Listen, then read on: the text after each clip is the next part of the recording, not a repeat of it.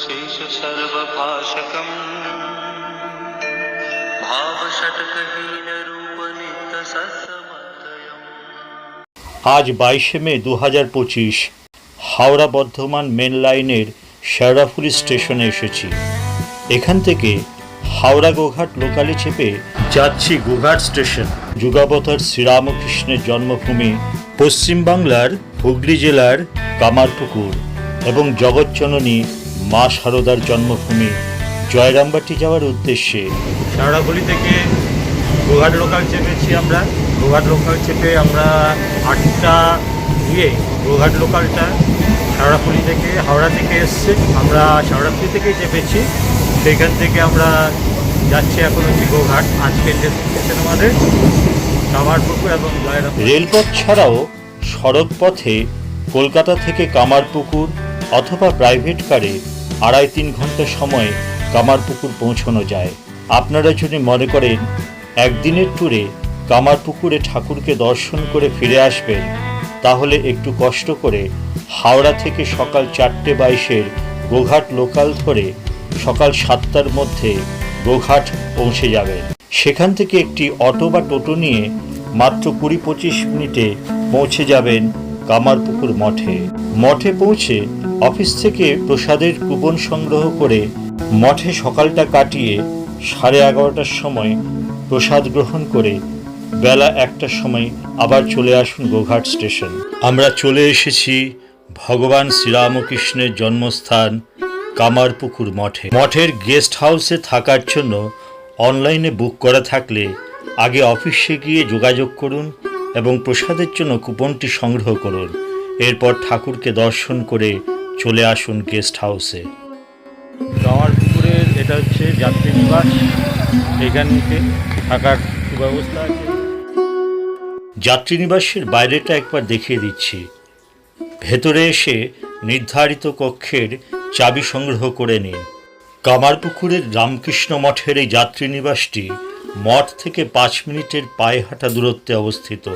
মঠের main gate থেকে বেরিয়ে বাঁ হাতে সোজা কামারপুকুর চটির বাস স্ট্যান্ড থেকে একটু এগিয়ে ভূতির মাঠ ও শ্মশানের ঠিক অপোজিটেই এই যাত্রীনিবাসটি অবস্থিত।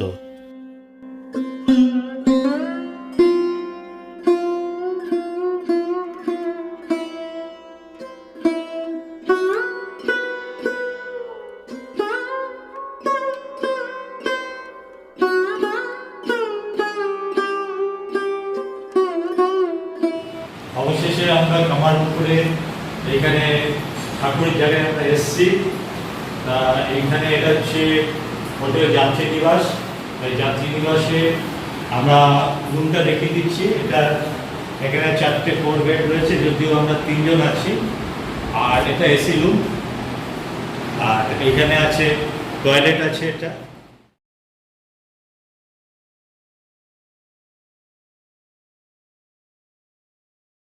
রয়েছে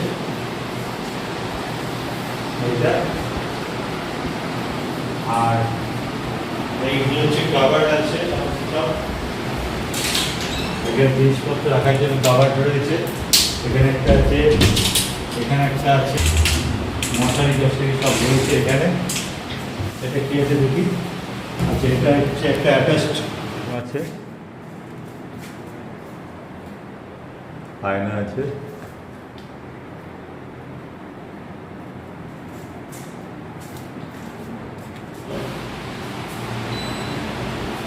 দুটো ফ্যান আছে।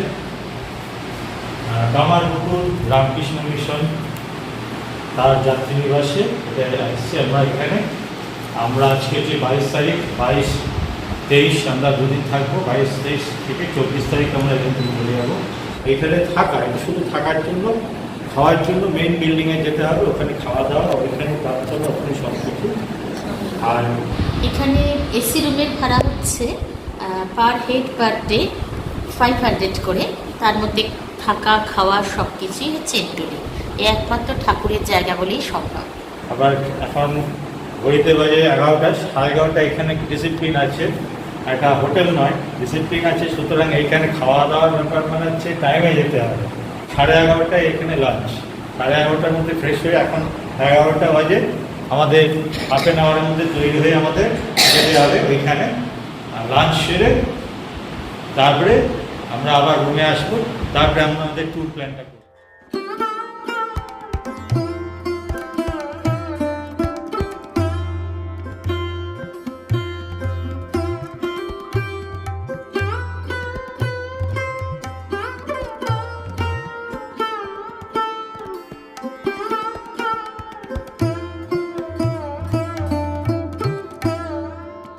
এই যাত্রীনিবাসের মধ্যে 2, 3, 4 শয্যা বিশিষ্ট অনেকগুলো রুম আছে।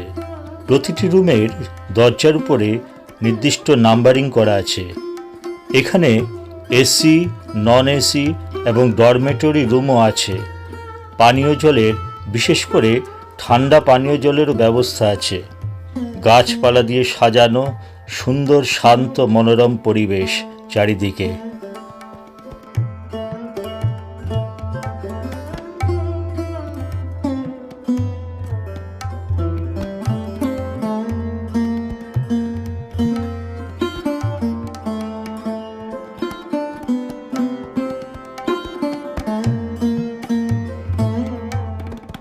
যারা গ্রুপে অনেকজন মিলে আসেন তাদের থাকার জন্য এরকম ডরমেটরিও ব্যবস্থাও আছে স্বল্প মূল্যে।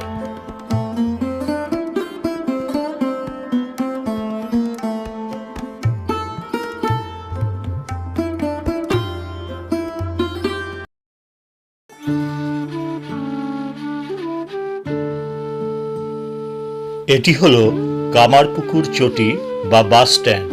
যারা বাসে করে আসবেন তাদের এখানে বাস থেকে নামতে হবে। এই রাস্তার দুই ধারে অনেকগুলো হোটেল আছে, সেখানেও থাকা খাওয়ার সুন্দর ব্যবস্থা আছে।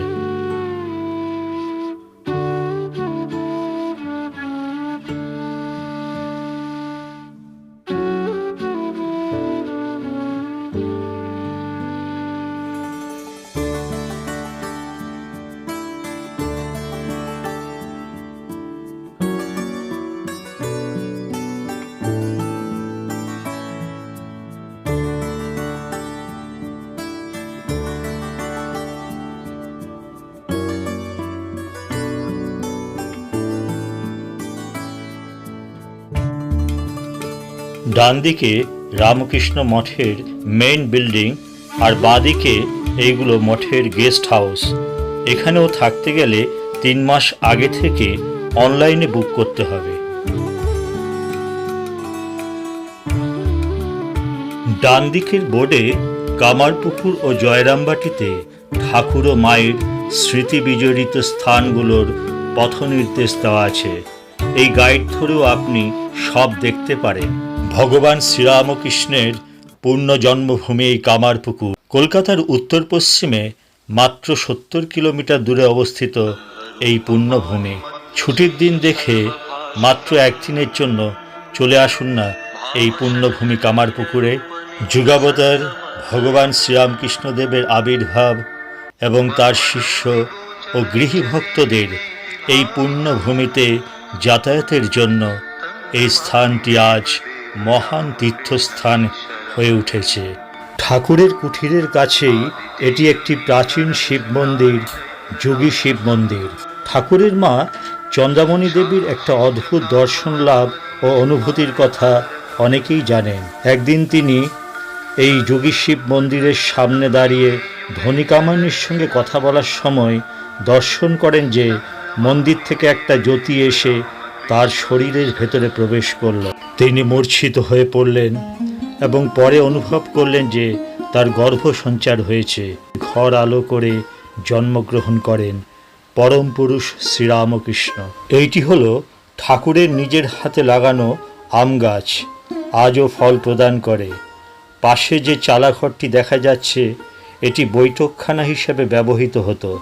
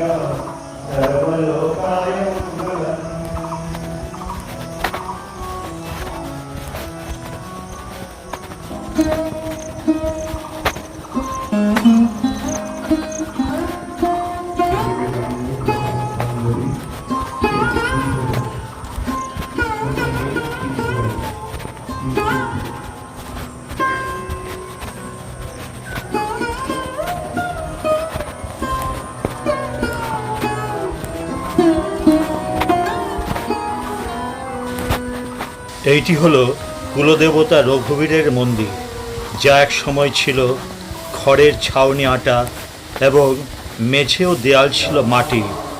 পাশেই মাটির দেওয়াল ও খড়ের ছাউনি আঁটা ঘরগুলোর মধ্যে প্রথমটি হলো ঠাকুরের পুরাতন ঘর, আর পরেরটি ঠাকুরের দাদার ঘর।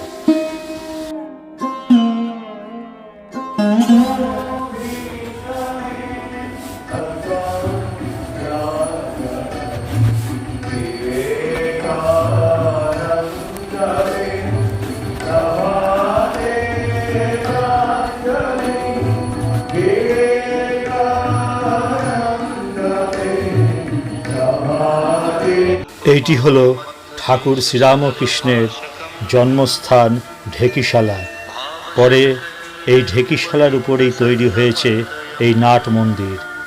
শ্বেতপাথরের ঠাকুরের মূর্তির বেদির সামনে ঢেকি, চুল্লি এবং প্রদীপ খোদাই করা আছে।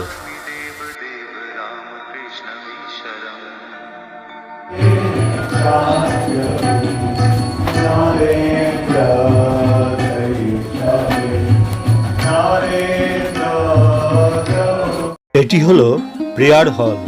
এখানে সকাল সন্ধ্যায় পূজা, আরতি এবং প্রতি সন্ধ্যায় প্রার্থনা ও স্তোত্র পাঠ এবং বিভিন্ন সঙ্গীতানুষ্ঠান হয়।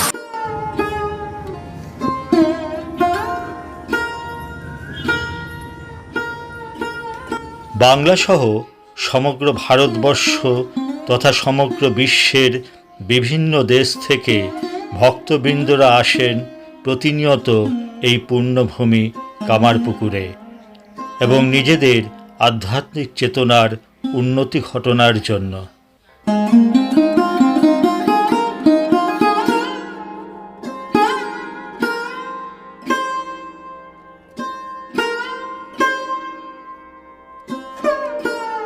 সামনে দেখা যাচ্ছে মঠের অফিস ঘর এবং তার ঠিক পেছনেই আছে পল্লীমঙ্গল।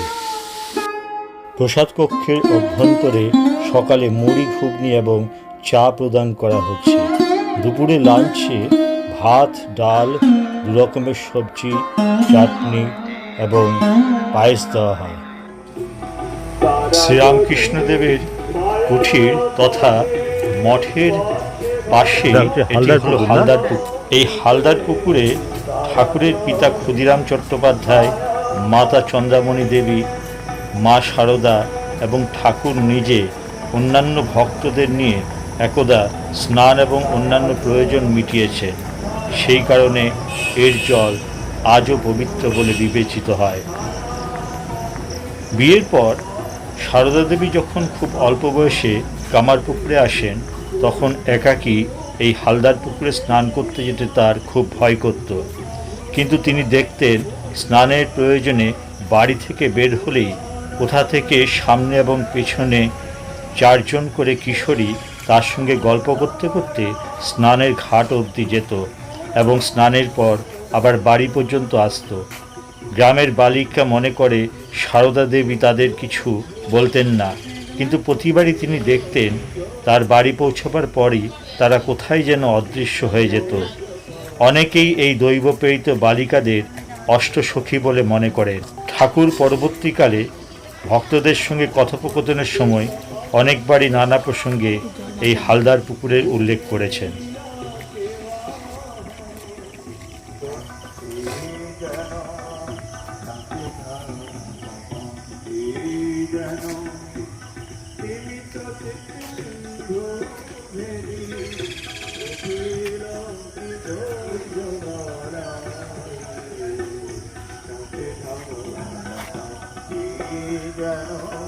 এখন আমরা অটো করে আজকে কামারপুকুরটা পুরোটা ঘুরছি। কামারপুকুরে ঠাকুরের সমস্ত যে লীলাক্ষেত্রে যে জায়গাগুলো ছিল সেই জায়গাগুলোতে আমরা ঘুরছি। দাদা আমাদের খুব সুন্দর আমাদের গাইড করছেন এবং খুব সুন্দর এখানকার যে বিশেষত্বটা ব্যাখ্যা করছেন ঠাকুরের জায়গা, কারণ আমরা সবাই তো জানি না। দাদা একটু আপনার নামটা বলুন। আমার নাম ইলু দাস। দাদার নাম ইলু দাস। হ্যাঁ, ইলু দাস। আচ্ছা, দাদা খুব সুন্দর ব্যাখ্যা করছেন। আপনার মোবাইল নাম্বারটা একটু বলে দিন। আমার মোবাইল নাম্বারটি 7908910515। আচ্ছা, ঠিক আমাকে আছে। এই নামেই সবাই চেনে। হ্যাঁ। কামারপুকুরে আসলে হ্যাঁ। এই নাম বললেই সবাই দেখিয়ে দেবে। ঠিক আছে দাদা, খুব সুন্দর এবং খুব চিপ রেটে খুব সুন্দর ঘোরাচ্ছেন দাদা। আপনারা এলে আপনারা দাদার সঙ্গে কন্ট্যাক্ট করে নিতে পারেন। লাহা বাজার, আপনারা কোনো হ্যাঁ। সময় বাসে টাসে এলে এই জায়গায় নামতে হয়, নেমে মন্দির এই দিকে। লাহা বাজার কোন দিকে? লাহা বাজার এইটা, এই মোড়টা এইটা, না। আচ্ছা, আচ্ছা। এই লাহা বাজার কেন নাম? এই লাহারা জমিদার ছিল। আচ্ছা, হ্যাঁ, হ্যাঁ। ঠাকুরের বাবার বাড়ি ছিল তো দেড়ে গ্রামে। হ্যাঁ। ওই দেড়ে গ্রাম থেকে ঠাকুরের বাবাকেই কামারপুকুরে চলে আসতে হয়েছিল। এই কামারপুকুরে ওনার দুই বন্ধু ছিলেন, একজনের নাম সুগলাল গোস্বামী আর ধর্মদাস লাহা। সেই লাহাদেরই এখন অনেক কিছু দর্শনীয় স্থান আছে। আর লাহাদের পাড়াতেই গদায় বেশি সময় খেলে হেঁটে বেরিয়েছে। তা সেই জন্য কামারপুকুর এখানটা লাহা বাজার নাম। আমরা এখন যাচ্ছি ঠাকুরের বাবার পৈতৃক বাড়ি দেড়ে গ্রামের দিকে। ওই দেড়ে গ্রামের দিকে যে গ্রামটার নাম দেড়ে গ্রাম, তার আগে আর একটা গ্রাম পড়বে নাম মুকুন্দপুর। হ্যাঁ, গ্রামটার নাম। ওখানে বুড়ো শিব আছে। বুড়ো কেন? বয়স হয়ে গেছে। ওই শিব খুব জাগ্রত, স্বয়ংভূ শিব। ওই শিবটা স্বয়ংভূ শিব কাদের বলবো না, যারা আপনা থেকে উঠে আসে। হ্যাঁ, ওখানে ঠাকুরের মা গিয়েছিলেন ওই শিবের কাছে। কেন গিয়েছিলেন? কার জন্যে গিয়েছিলেন? না গদাধরের জন্য গিয়েছিলেন। কেন গদাধরকে সবাই পাগল বলছে? এই উত্তরটি খোঁজার জন্য ঠাকুরের মা প্রথমে গোপেশ্বর শিবের কাছে গিয়েছিলেন। শিব পরে দেখাবো। ওই শিব বলল তুমি বুড়ো শিবের কাছে চলে যাও বলে ঠাকুরের মা বুড়ো শিবের কাছে চলে এলেন। এসে 3 দিন হত্যে দিয়ে পড়েছিলেন এই বুড়ো শিব মন্দিরে, যেটাই যাচ্ছে। তৃতীয় দিবসে এই বুড়ো বাবার দৈববাণী শুনতে পেলেন। বলছে তোর ছেলে পাগল নয়, মা ভবতারিণীর আরাধনায় বিভর, তোমার ছেলে ভালো আছে, তুমি বাড়ি। শোনার পর ঠাকুরের জননী এখান থেকে শান্তি মনে বাড়ি ফিরে যান। এই বাবা স্বয়ংভূ শিব। আমরা সব শিবকে স্বয়ংভূ বলবো না, যারা আপনা থেকে উঠে আসছে। এই শিব তারকেশ্বরের শিব। আর জয়রামবাড়ি থেকে শিওর বলে একটা গ্রাম আছে, ভাগ্নে হৃদয়ের বাড়ি যেতে শান্তিনাথ শিব। 3টে শিবই স্বয়ংভূ। 3টে শিবের কাছেই ঠাকুরের মায়ের আসা যাওয়া ছিল। তা ঠাকুরের মা চলে এলেন এই শিবের কাছে। মুকুন্দপুর বুড়ো শিব মন্দির। স্বয়ংভূ শিব তো সবাইকে বলবো না, সব শিবকে বলবো না, অনেক শিব এনে প্রতিষ্ঠা করা হয়। তা এই যে বাবা যে জায়গায় বসে আছে, এই বাবার এক ভক্ত ছিলেন, উনি খুব শিব ভক্ত। ওনার এই গল্পটা একটু শুনুন। ওনার এই বুড়ো শিব বাবার এক ভক্ত ছিলেন এই গ্রামে। ওনার একটা গাভী গরু ছিল। সেই গরুটি একটি বাছুর প্রসব করে। বাছুর প্রসব করার কিছুদিন পর ভদ্রলোক দেখছে যে বাছুরটি তার মায়ের কাছ থেকে দুধ পাচ্ছে না। ভদ্রলোকের সন্দেহ জাগে, বলছে এই তো কদিনের বাছুর, এত তাড়াতাড়ি তো মায়ের কাছ থেকে দুধ যাওয়ার কথা নয়, দুধটি কি হচ্ছে, তাহলে কেউ কি দুয়ে নিচ্ছে, কোথায় যাচ্ছে, সেটি অনুসন্ধান করার জন্যে ভদ্রলোক গাভীটিকে গোয়াল ঘর থেকে সকালবেলায় ছেড়ে দিয়ে ওই গাভীটির পিছু পিছু আসে। এসে দেখছে গাভীটি এই বাবা এই জায়গায় জঙ্গল ছিল। হ্যাঁ, এই জঙ্গলের ভেতর ঢুকে যেয়ে যে বাবা যেখানে আছে, বাবা ওই জায়গায় ছিল। গাভীটি ওই জঙ্গলের ভেতর ঢুকে যেয়ে শিবলিঙ্গের অঝরে দুধ দিচ্ছে। এই দৃশ্য দেখে ভদ্রলোক বাড়ি ফিরে যায়। রাতের বেলায় শিব স্বপ্ন দিয়ে বলছে তুমি তো দেখেই ফেললে, তাহলে আমি এই জায়গায় আছি, এই জঙ্গল পরিষ্কার করে আমার পুজোর ব্যবস্থা করো। এই শিব তারকেশ্বরের শিব। আর কালকে জয়রামবাটি থেকে শিওর বলে একটা জায়গা আছে, শান্তিনাথ শিব। হ্যাঁ, 3টে শিবের কাছেই ঠাকুরের মায়ের আসা যাওয়া ছিল। এই শিবের এই ঘটনা। শান্তিনাথ শিবের ঘটনা হচ্ছে ঠাকুর মায়ের প্রথম দেখা বিয়ের আগেই। ঠাকুরের সাথে মায়ের বিয়ে হয়েছিল, ঠাকুরের বয়স 24, মায়ের 5, কিন্তু বিয়ের আগে দেখা হয়ে গেল ওই শিব মন্দিরে। ওইটি একটা ঘটনা, আরো ওর সম্বন্ধে আছে বলবো। আর তারকেশ্বরের শিবের ঘটনা হচ্ছে ঠাকুরের যখন শরীর চলে যাবে তখন শারদা মা নিজে যে ওই শিবের কাছে হত্যে দিয়েছে। এবার এই বুড়ো শিবের পাশে আপনি, এটা হচ্ছে চিনু শাকারির সমাধি মন্দির। যে চিনু শাকারি ঠাকুরকে প্রথম ভগবান বলে চিনতে পেরেছে, ওনার বাড়ি অন্য জায়গায়, দেখাবো। ওনার সমাধি মন্দির এই জায়গায়। কেন না, ওনার অনেক ভক্ত ছিল, শিষ্য। সেই শিষ্যরা শবযাত্রা সহকারে এনে এই বুড়ো শিব মন্দিরের পাশে ওনাকে সমাধি দেওয়া। ওনাকে সমাধি দেওয়া হলো কেন? ওনাকে তো দাহ করা হলো নি কেন? উনি তো শাখা বিক্রি করতেন, উনি বৈষ্ণব ছিলেন। হ্যাঁ, আর এইখানটা হরিনাম হয়, এটা হরিনাম। আর ওই যে কাপড় বাঁধা আছে বট গাছটা, ওটা হচ্ছে ষষ্ঠীতলা। দেড়ে গ্রামের পথে যাচ্ছি। এই দেড়ে গ্রামের আগে নাম ছিল দারিয়াপুর, পরে দেড়েপুর নাম হয়েছে। এখানে ঠাকুরের বাবা মা বড়দা বড়দি থাকতেন। এখানে যে জমিদারের আন্ডারে থাকতেন তার সেই জমিদার ছিলেন রামানন্দ রায়। উনি অত্যাচারী জমিদার ছিলেন, প্রজাদের ওপর জুলুম করতেন। হ্যাঁ, সেই প্রজার কোনো একটা জবরদস্তি দখল করে নেন, সেই নিয়ে কোর্টে কেস হয়। কোর্ট তখন ওই জমিদারকে বলল যে তুমি যে তোমার বলে দাবি করছো, তোমার সাক্ষী কোথায়? কেন না তখনকার দিনে কারো যে যার জমির কাগজপত্র ছিল না, মুখে সাক্ষী দিলেই তার হয়ে যায়। সেই জন্যে সাক্ষী চেয়েছিলেন কোর্ট। তখন ওই জমিদার এসে ঠাকুরের বাবাকে বললেন যে ক্ষুদিরামকে আমার হয়ে কোর্টে সাক্ষী দিতে যেতে হবে। ঠাকুরের বাবা বললেন কি সাক্ষী দিতে যেতে হবে? বলছে এই কথা। বলছে এটা তো সম্পূর্ণ মিথ্যা কথা, আমাকে বলতে হবে। বলছে হ্যাঁ, তোমাকে আমার হয়ে কোর্টে এই কথা বলতে হবে। ঠাকুরের বাবা বললেন না, মিথ্যা সাক্ষী তো আমি দিতে যাব না। আর ওই জমিদার ঠাকুরের বাবাকেই এসে বললেন কেন না, ঠাকুরের বাবা একজন সত্যবাদী নিষ্ঠাবান ব্রাহ্মণ ছিলেন। সেটা গ্রাম জানতো, কোর্টও জানতো যে ক্ষুদিরাম যেটা বলবে সেটাই ঠিক। ঠাকুরের বাবা রাজি হলেন না।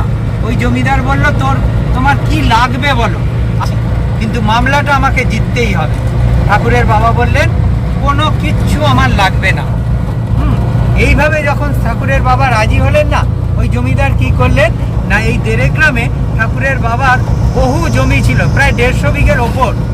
হ্যাঁ, সেই জমি ওই জমিদার ওনার ক্ষমতার বলে দখল করে নিলেন। তাতেও কিন্তু ঠাকুরের বাবা রাজি হলেন না। 150 বিঘা জমি ওনার চলে গেল, হাতছাড়া হয়ে গেল। আর এইটা যে দেখছেন, এটা একটা অনুকূল ঠাকুরের মন্দির, সৎসঙ্গ বিহার, দেড়ে গ্রাম যাবার পথেই পড়ে। হ্যাঁ, 150 বিঘা জমি ওনার হাতছাড়া হয়ে গেল।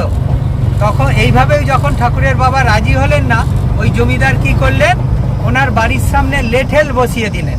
লেঠেল বসানোর কারণ কি না, উনি যাতে বাইরে বেরোলেই ওই লেঠেলের পরামর্শ নিয়ে বেরোতে হবে, ওনাকে আরও চাপ সৃষ্টি করার জন্যে ওই জমিদার এটি অবলম্বন করলেন।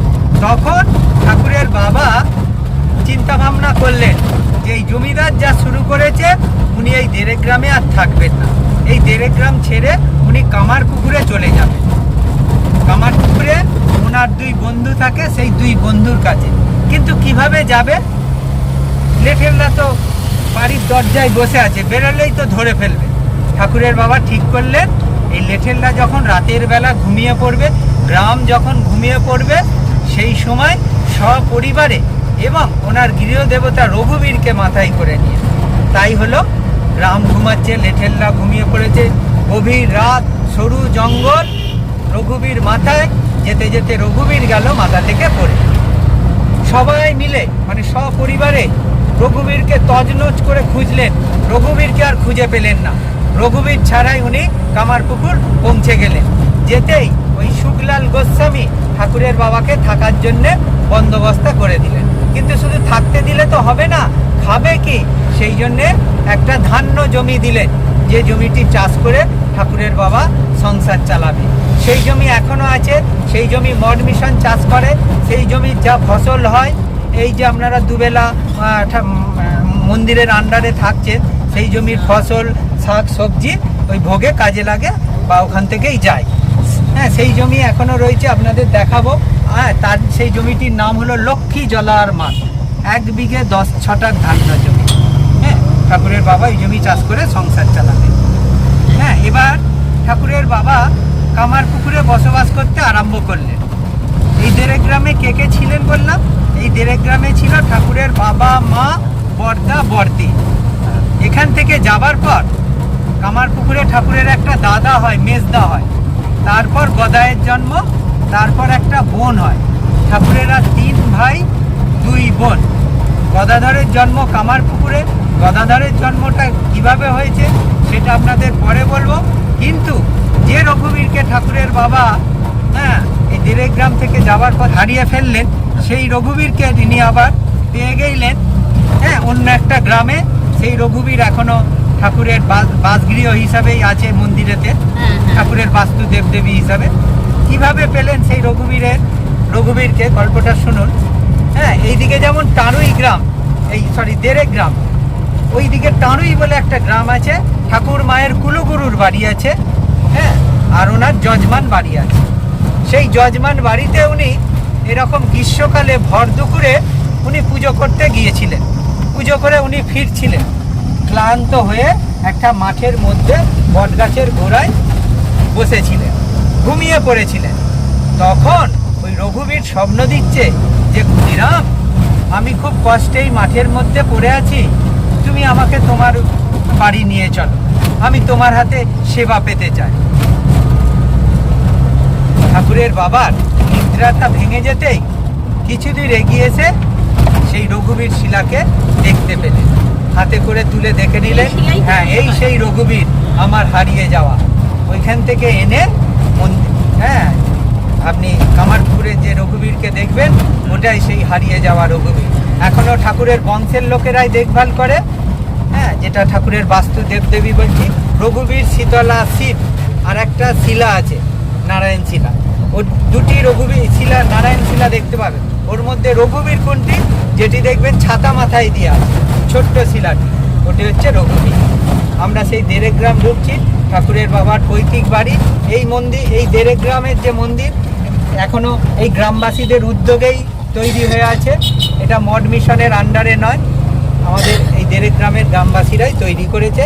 হ্যাঁ কিন্তু এই দেড়েক গ্রামে থাকা খাওয়ার বন্দোবস্ত আছে, আর মহারাজরাও আছে।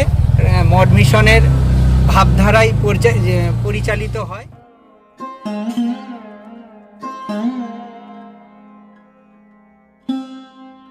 এই মন্দির, এইটা হচ্ছে ঠাকুরের বাবার এই জায়গায় বাড়িটি ছিল, বাড়িটির ওপর মন্দির। হ্যাঁ পাশে মহারাজরা থাকার এই ঘর, পাশে ওই যে খড়ের চাল মাটিরটা দেখছেন ওই রকম টাইপের ছিল ঠাকুরের বাবার বাড়িটি।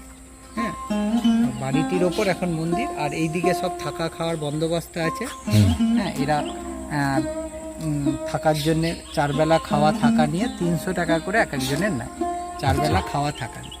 হ্যাঁ মাথা পিছু। এটা মহারাজদের থাকার ঘর নাকি?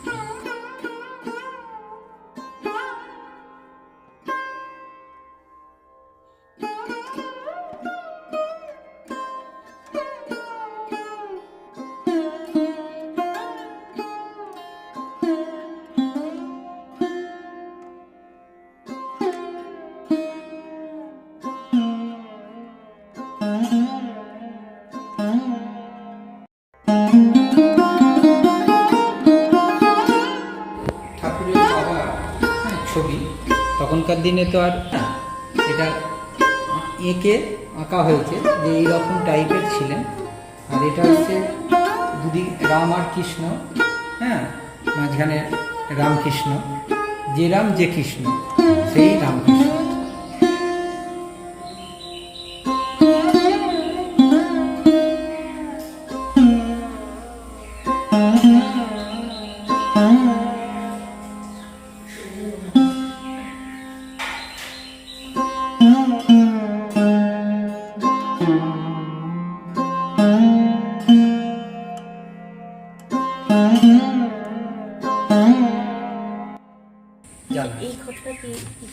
এটা বানিয়েছে যে এইরকম টাইপের ছিল, ওই যে গণানন্দ মহারাজ উদ্ঘাটন করেছে।